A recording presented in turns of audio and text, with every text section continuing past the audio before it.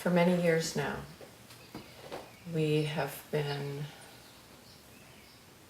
receiving patients and learning, becoming teachable to this very, very, very precise and very ancient thread of medicine that came to the West in the heart of J.R. Worsley as part of what became known as classical five-element acupuncture. So far as I know, it is not written about, at least in any classics that have been translated into English, until very recently. There are scholars and practitioners who are beginning to write about this. The protocol is shrouded in mystery.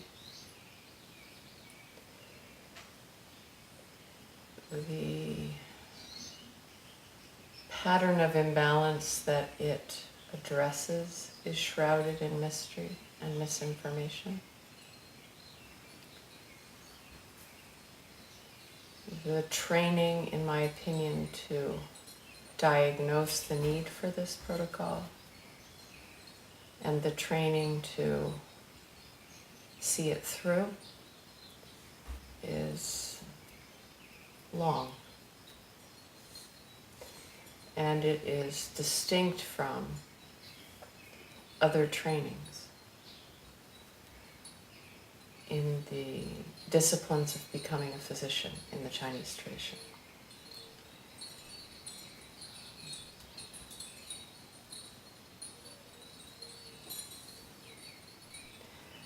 It's a protocol that enters into the weaving the relationships of what we in the West call the human spirit.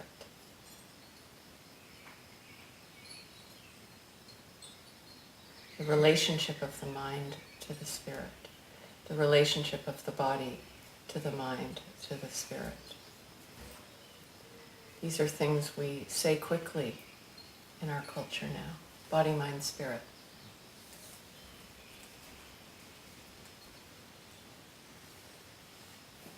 Which sometimes there's an advantage to the fact that we say it quickly. There's a growing awareness in many different traditions of medicine about the connection now between the mind, the body, and the spirit. But the problem is we don't necessarily know what we mean when we say this. What do we mean when there is a disturbance in the spirit of a human being?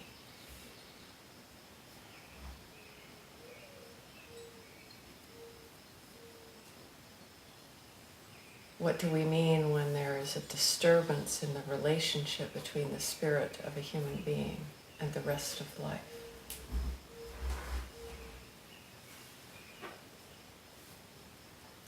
J.R. Worsley talked about different patrons, different levels of reality that come together in a human being. And so therefore there are different patterns of medicine to reach different levels of a human being. The training in different levels is different one level to the next. The training to correct a rotator cuff surgically is very different than the training of the heart to bear sorrow. They both work with the small intestine channel, which is not only in the ear but the shoulder.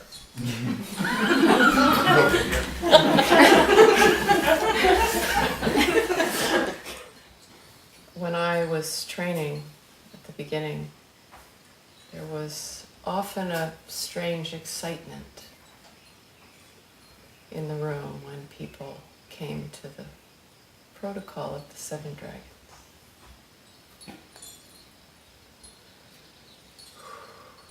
Something that made people special, made us going to be special, made us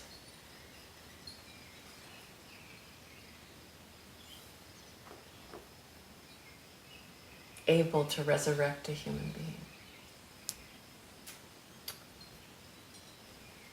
Protocol of the Seven Dragons will resurrect a human being. That is true.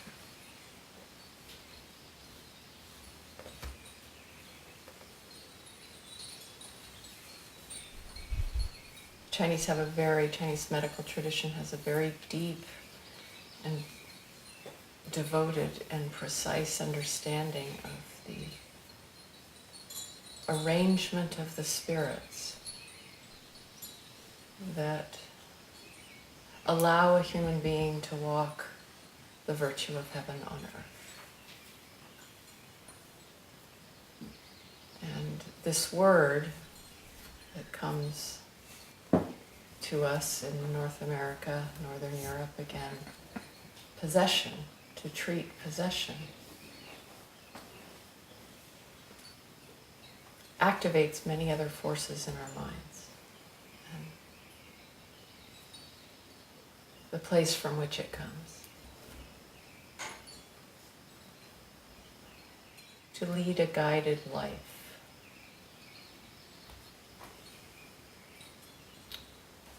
Is walking into the unknown.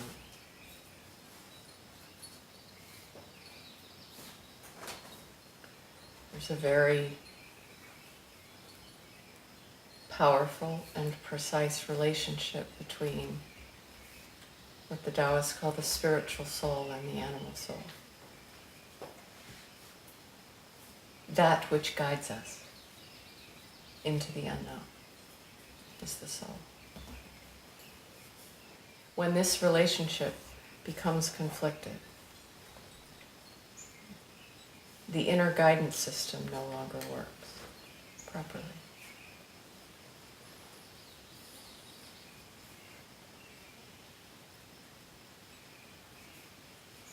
So very commonly, we lose a sense of purpose in our life.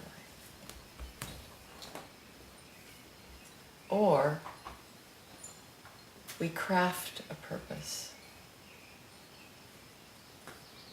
that we think might be our life.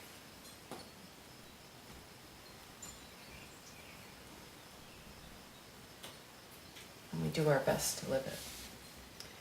Possession, this is from the Taoist tradition, is when the idea of my life has become lost as a result of the breakdown of the relationship of the spirits, and or I'm unable to live who I know I'm supposed to be.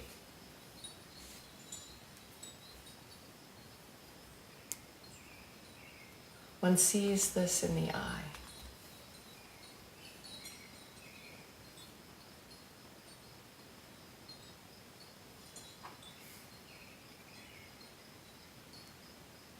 One doesn't diagnose this on the pulses. One doesn't diagnose this on the tongue. One doesn't diagnose this with psychological acumen.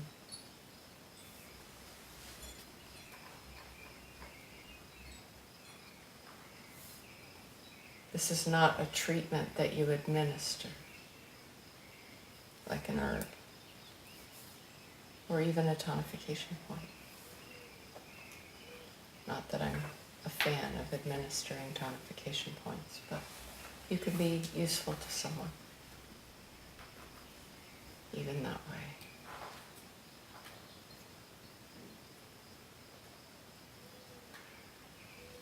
In a very big picture sense, the protocol of the Seven Dragons puts the human being back together and puts them where they belong, internally.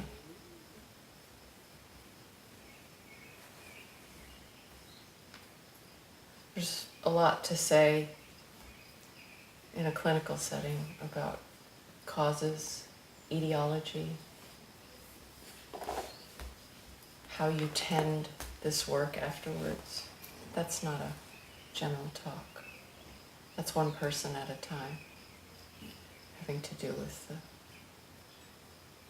map of a life. My own experience is that I was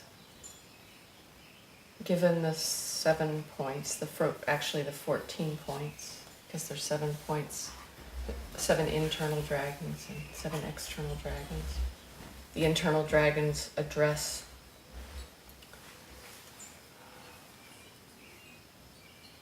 confusion, obstruction, eclipsing of the yi, the spirit that's housed in the spleen, which is the idea of your life, the intention of your life, the purpose of your life.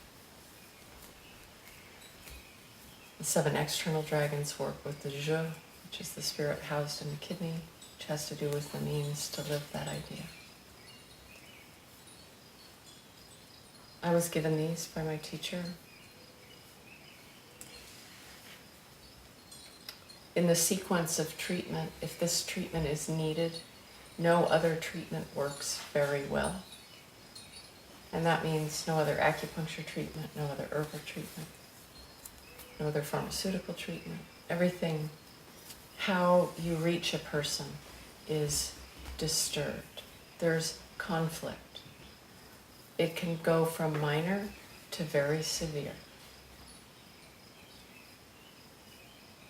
Images of ghastly Catholic exorcisms are a far extreme and not part of this tradition.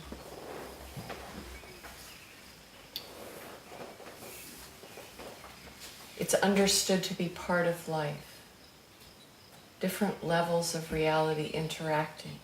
A human being is a meeting place of those different levels of reality, so they get messed up sometimes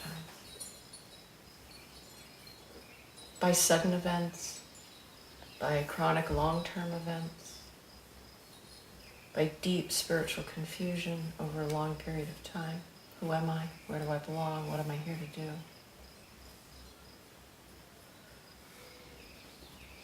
When you look in someone's eyes and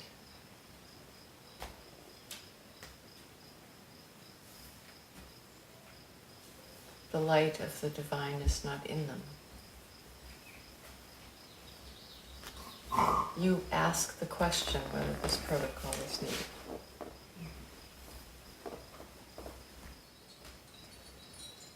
Can the mind get well?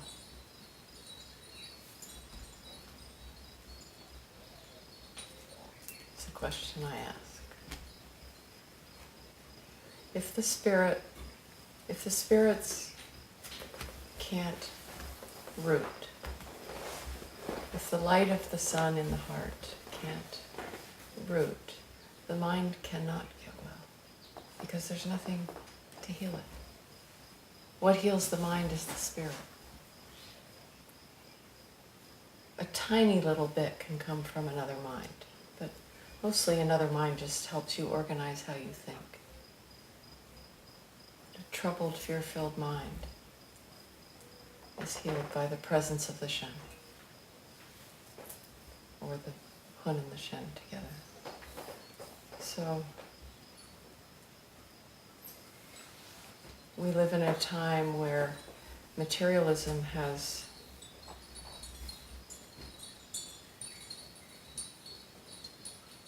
taken root in almost all of us. It takes quite an effort to maintain a devotional rhythm to life in our culture. Our mind is stimulated constantly.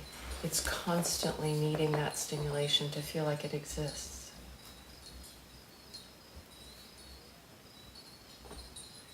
We are constantly bombarded by images and thought forms that teach us to be dissatisfied, keeping the mind hungry so that we will buy more, look for more, seek for more. The spirits have a very hard time staying present. So part of the reason that I teach this protocol is that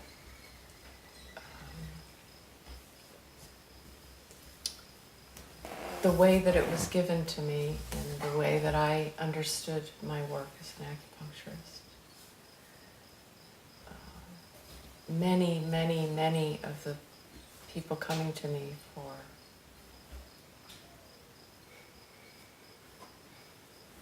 to be present to their suffering, I couldn't reach.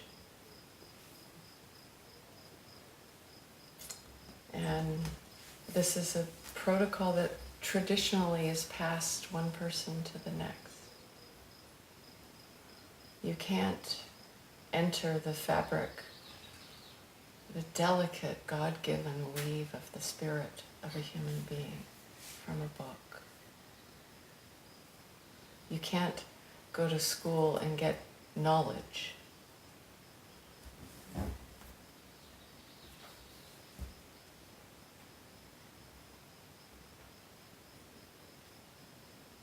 To be in the place where the birds land again or for the first time in a human being requires tremendous humility. And that takes time.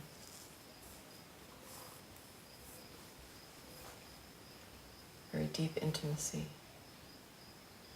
A willingness to know one's weaknesses at a very deep level. The light of a human being is more precious than words could ever say. And there is not a day that I do not thank J.R. Worsley with all of my life for preserving this protocol. And carrying it, not just preserving it, but carrying it and using it.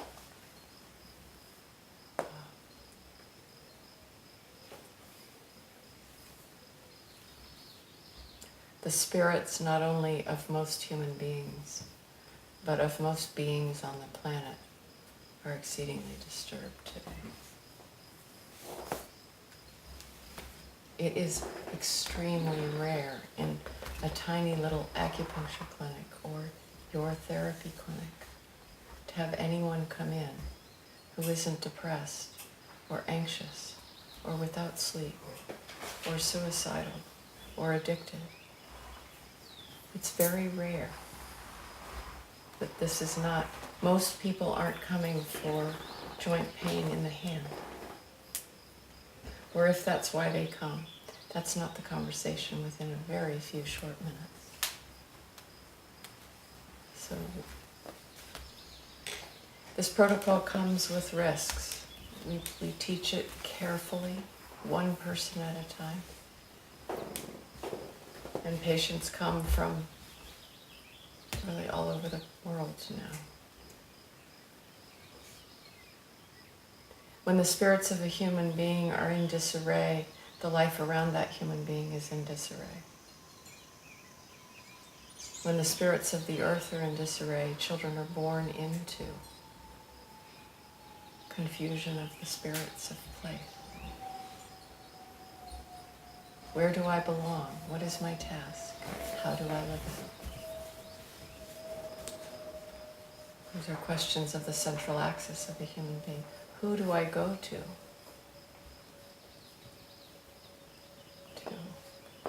correct this?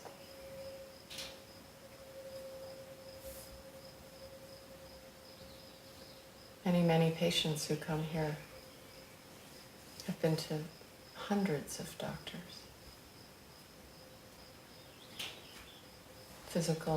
Of the physical sort, of the mental sort, of the spiritual sort. And fundamentally, no one has been able to see what is not working right.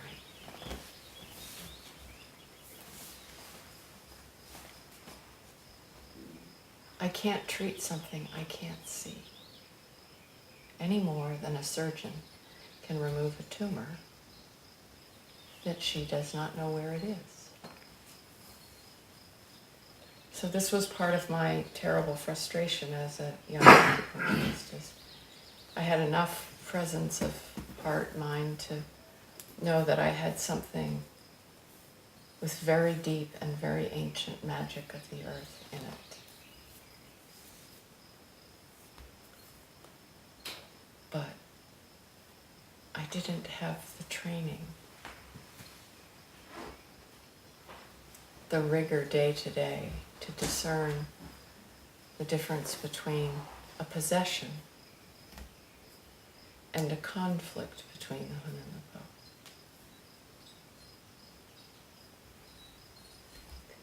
po. Or the dullness in the eyes because of such severe depletion that there wasn't enough life force to show.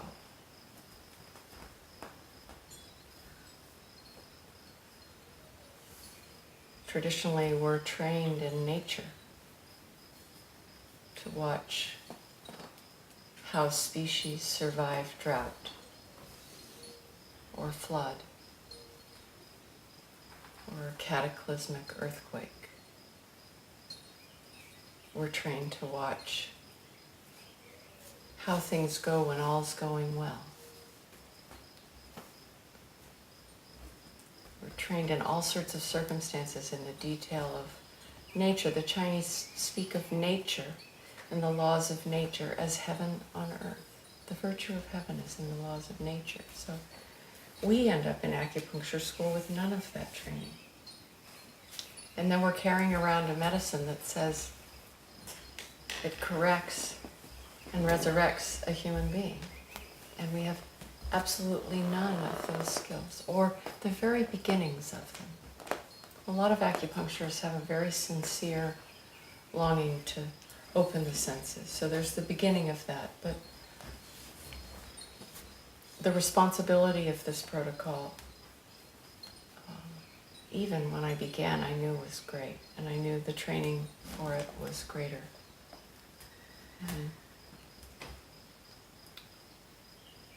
And the world is different than the world that JR brought it into. The desecration of our natural world, everywhere we look, has changed how human beings live here. So more and more this protocol is needed. Babies are born needing it, far too frequently for my taste. And we're learning how to do that, and learning how to do that carefully. This is a living tradition of medicine, so when a thread is given to a master to preserve, that's what the master does.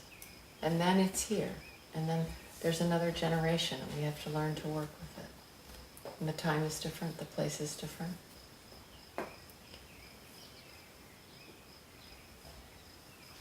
It's not automatic in my clinical experience. You don't put the 7 needles in and presto bango, you have a person again. It's not superstitious. You don't open the window, put 7 needles in and wait for the green smoke. And I hate to tell you how many people I've heard say that. It's very, very, very precise training. It takes about 7 to 10 years. To be able to say, yes, I will walk toward this. Yes.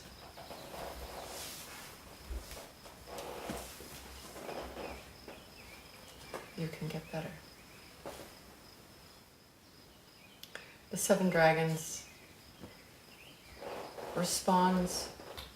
is the medicine that responds when something has stopped moving.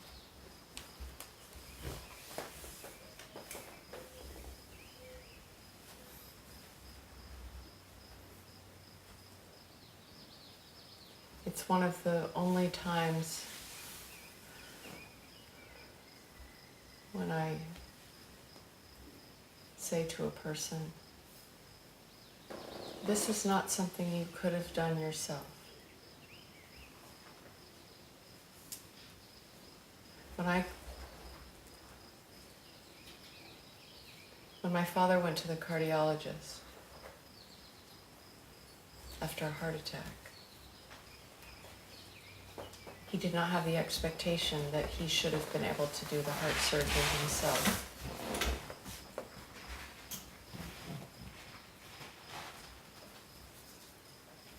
This is a treatment when the time is right, a person comes. You cannot do this yourself from the inside. Almost everything else is possible. Something has stopped moving. Something needs intervention. The spirit needs intervention in a very particular way. And this protocol comes from the very beginning, it's much older than acupuncture, much. It was absorbed into the acupuncture tradition, and acupuncturists learned how to work with points and needles. This protocol is probably in most every indigenous culture of how a human being comes into right relationship with the world, with themselves and the world.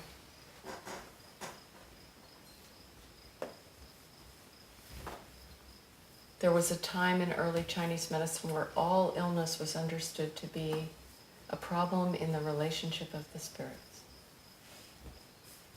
The texts call it Chinese magical medicine. I don't think we have to go back, make such statements. I think it's pretty obvious that the power of human beings' lower nature and the difficulty of meaning in our time puts us at the mercy of what the Taoists, the Chinese, call possession. The earthly spirits dominate the heavenly spirits. So whether that is cold, dominating the natural warmth of the circulation of blood, or cold in the mind that has eclipsed the capacity of thoughts to move smoothly toward life. Cold in the mind isolates us. You can have a possession by cold in the body, in the mind, or in the mind.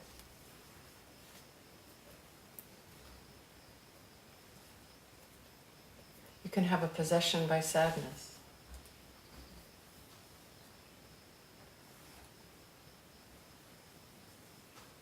Sadness accrues and accrues in a child's life. And one day something just, the stick that breaks the camel's back.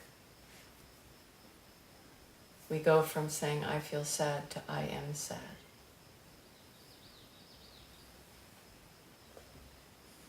And no matter what you do, that is what it is. I am sad. I am anger.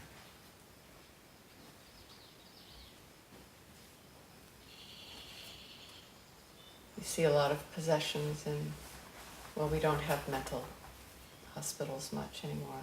We don't have places for people to be cared for when their mind goes sick. We've gone to the other extreme now, from terrible asylums to nowhere to go for your mind to be cared for. But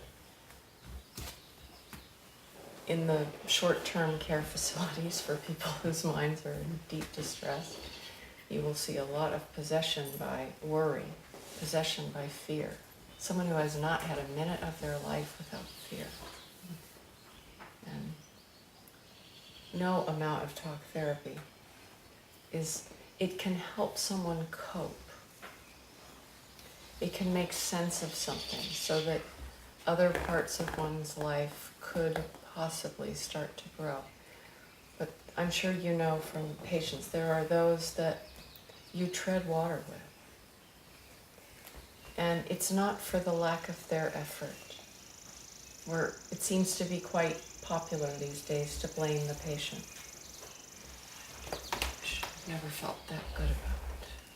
I think most of the time in our practices as 5-element acupuncture, when we attribute it to the patient's failing. It's because we haven't been able to diagnose the level of the illness.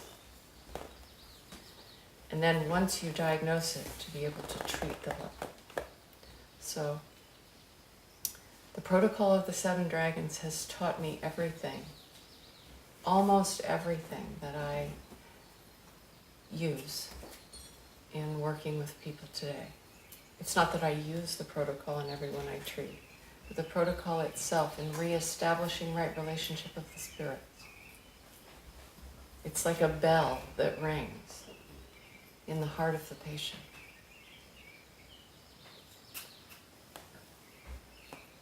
It's a different pattern. It uses 7 points. You cannot speak about each of the points individually inside of the protocol. Stomach 25 on its own is not anything the same as stomach 25 in the Seven Dragons. It doesn't mean that in time you won't come to know those points. Points are like servants. The protocol of the Seven Dragons works with the stars, which only makes sense. If I'm at odds with my life on earth, the life given me, what better way to reorganize my position on earth than through the stars?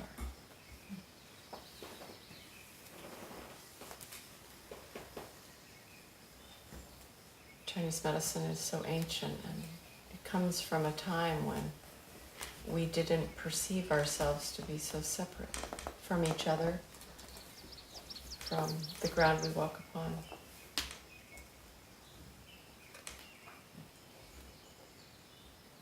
It comes from the time in Chinese medicine where we were trained in much more formal apprenticeships, not classrooms. You can't treat the spirit of another person with anything other than your own spirit. Period.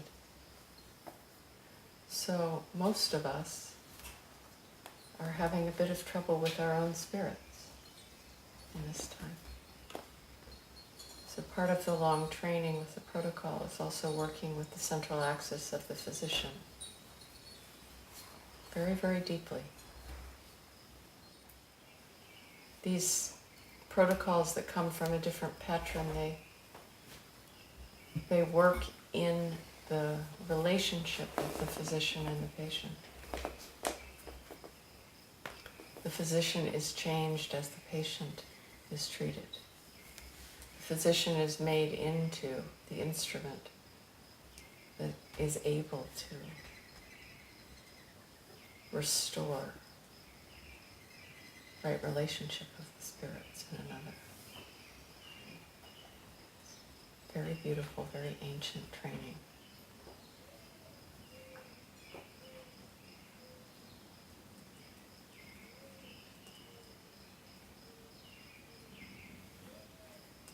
It's an alchemical protocol. It transforms matter into spirit. Very holy.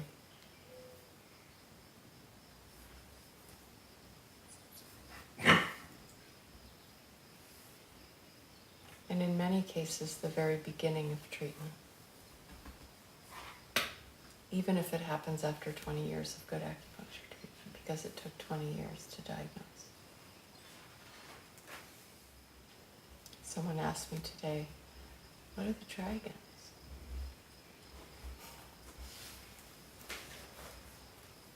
Dragons got a really bad name in the West too, just like the word possession. It became symbols of evil to be killed. They were thought to be beasts that stole girls and gold and burned villages down.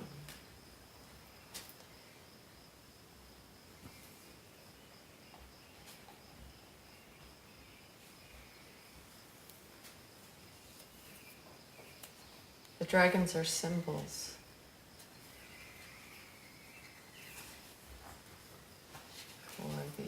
intelligent fire inside of her.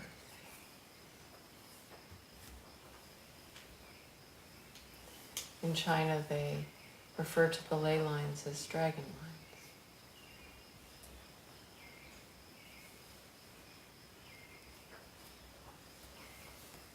J.R. used to say, the dragons are released, and they devour the demons. Well, I love that if I deconstruct my Western psyche understanding of demons. I understand the demons are in me. The transformation of the Po, the animal soul into the life force that holds us true. From wanting chocolate, or sex, or booze, or power, or security, or endlessly, into the absolute mystery of life, the ability to respond to whatever comes down. Our instincts for which direction to go toward, not endlessly at the mercy of its appetites. The dragons are the light of redemption, the sacred in everything. Every bush has a soul, has a being, has intelligence, is sentient.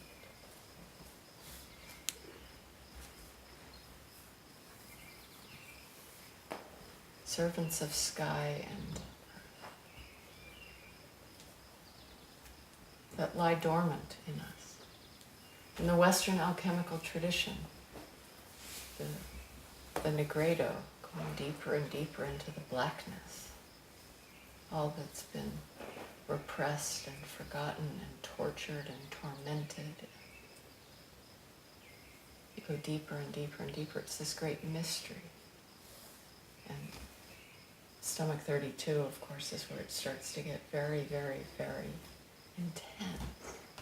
Further and further into what is stuck. And lo and behold, inside there is a light. And without a guide or a physician or a very good friend, most of us run screaming from that.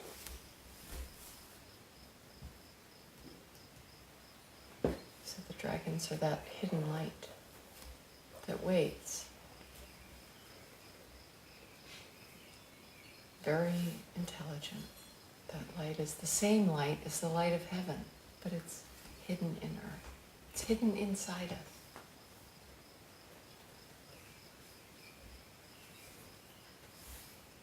The dragons in Chinese medicine have a very close relationship to the 8 winds.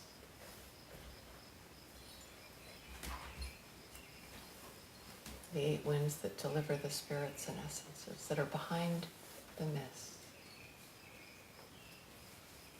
Until there is a sincere call from the heart of the guest, of a patient. Please, please, God, help me. They're so beautiful. The protocol of the dragons is so beautiful. It's not scary. When there's proper training,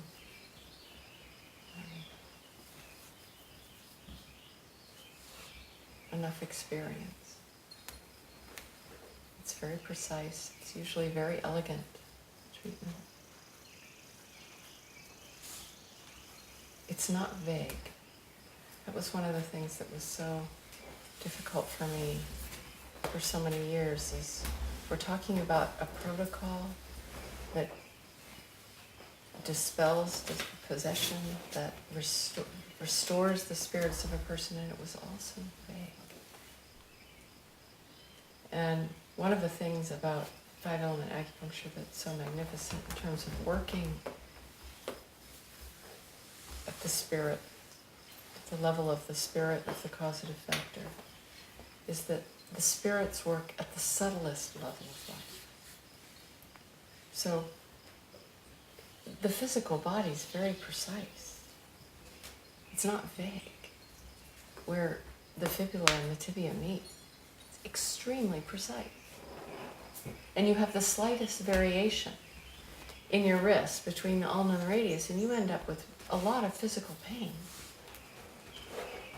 So then you go to the mind, the precision is even greater.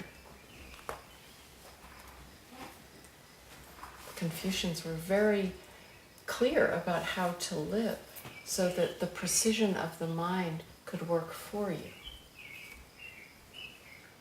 So in treating the mind, you need more discipline. You need greater humility. Your senses need to be more open than even a heart surgeon or brain surgeon. And then we go to the spirit, your God. Less and less vague.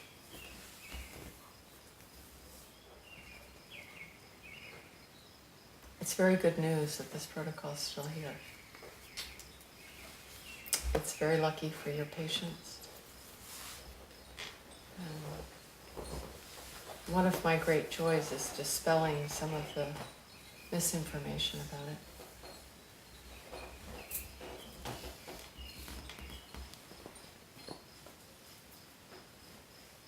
You cannot just put the needles in.